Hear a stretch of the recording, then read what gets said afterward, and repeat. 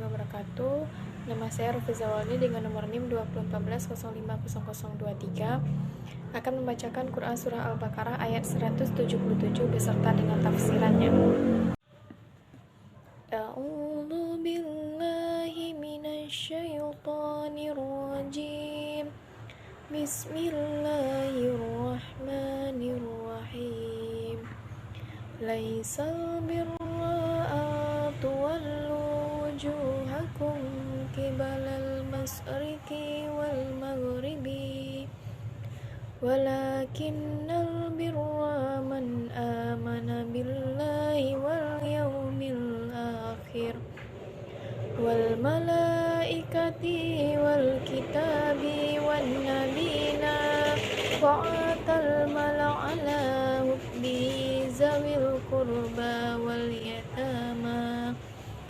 wal yatama wal masakin wa banas sabili was sa'inina wa fir riqabi wa aqamas salata wa atuz zakata wal mu'funa bi ahdihim idza ahadu was-sabirina fil ba'sya'i wad-dharra'i wa hinal ba'syi ulaika allazina sadaqu wa ulaika humul muttaqun.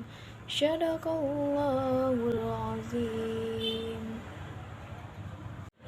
Artinya, bukanlah menghadapkan wajahmu ke arah timur dan barat itu suatu kebajikan, akan tetapi sesungguhnya kebajikan itu ialah beriman kepada Allah Subhanahu wa taala, hari kemudian, malaikat-malaikat, kitab-kitab, nabi-nabi, dan memberikan harta yang dicintainya kepada kerabatnya, anak-anak yatim, orang-orang miskin, musafir, atau yang memerlukan pertolongan, dan orang-orang yang meminta-minta, dan memerdekakan hamba sahaya, mendirikan sholat, dan menunaikan zakat, dan orang-orang yang menepati janjinya apabila ia berjanji, dan orang-orang yang sabar dalam kesempitan, penderitaan, dan dalam peperangan.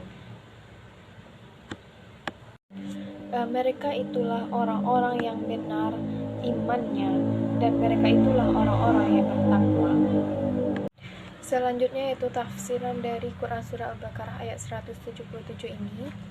Pada ayat 177 ini, Allah menjelaskan kepada semua umat manusia bahwa kebajikan itu bukanlah sekadar mengharapkan muka kepada suatu arah yang tertentu, baik ke arah timur maupun ke arah barat. Tetapi kebajikan yang sebenarnya ialah beriman kepada Allah dengan sesungguhnya. Iman yang bersemayam di lubuk hati, yang dapat mententramkan jiwa, yang dapat menunjukkan kebenaran dan mencegah diri dari segala macam dorongan hawa nafsu dan kejahatan. Beriman kepada hari akhirat sebagai tujuan terakhir dari kehidupan dunia yang serba kurang dan fana. Beriman kepada malaikat yang diantara tugasnya menjadi perantara dan pembawa wahyu dari Allah kepada para nabi dan rasul. Beriman kepada semua kitab-kitab yang diturunkan Allah, baik Taurat, Injil, maupun Al-Quran dan lain-lainnya. Jangan seperti ahli kitab yang percaya pada sebagian kitab yang diturunkan Allah, tetapi tidak percaya kepada sebagian lainnya, atau percaya kepada sebagian ayat-ayat yang mereka sukai, tetapi tidak percaya kepada ayat-ayat yang tidak sesuai dengan keinginan mereka. Tidak percaya kepada ayat-ayat yang tidak sesuai dengan keinginan mereka, beriman kepada semua nabi tanpa membedakan antara seorang nabi dengan nabi yang lain. Iman tersebut harus disertai dan ditandai dengan amal perbuatan yang nyata, sebagaimana diuraikan dalam ayat ini. Yang pertama, yaitu memberikan harta yang dicintai kepada karib kerabat yang membutuhkan. Anggota keluarga yang mampu hendaklah lebih mengutamakan atau memberi nafkah kepada keluarga yang lebih dekat. Kemudian memberikan bantuan harta kepada anak-anak yatim dan orang-orang yang tidak berdaya. Mereka membutuhkan pertolongan dan bantuan untuk menyambung hidup dan meneruskan pendidikannya. Sehingga harta kepada orang yang terpaksa meminta-minta karena tidak ada jalan lain baginya untuk menutupi kebutuhannya. Kemudian memberikan harta untuk menghapus perbudakan sehingga ia dapat memperoleh kemerdekaan dan kebebasan dirinya yang sudah hilang. Kemudian tafsiran yang kedua yaitu mendirikan sholat, artinya melaksanakannya pada waktunya dengan khusyuk, lengkap dengan rukun-rukun dan syarat-syaratnya. Kemudian selanjutnya menunaikan zakat kepada yang berhak menerimanya, sebagaimana yang disebut dalam surah At-Taubah ayat 60. Di dalam Al-Quran, apabila disebutkan perintah mendirikan sholat, selalu pula diiringi dengan perintah menunaikan zakat. Karena antara sholat dan zakat terjalin hubungan yang sangat erat dalam melaksanakan ibadah dan kebajikan. Sebab sholat pembersih jiwa, sedang zakat pembersih harta. Karena zakat suatu pengeluaran harta sendiri yang sangat disayangi. Oleh karena itu, apabila ada perintah sholat, selalu diiringi dengan perintah zakat, karena kebajikan itu tidak cukup dengan jiwa saja, tetapi harus pula disertai dengan harta.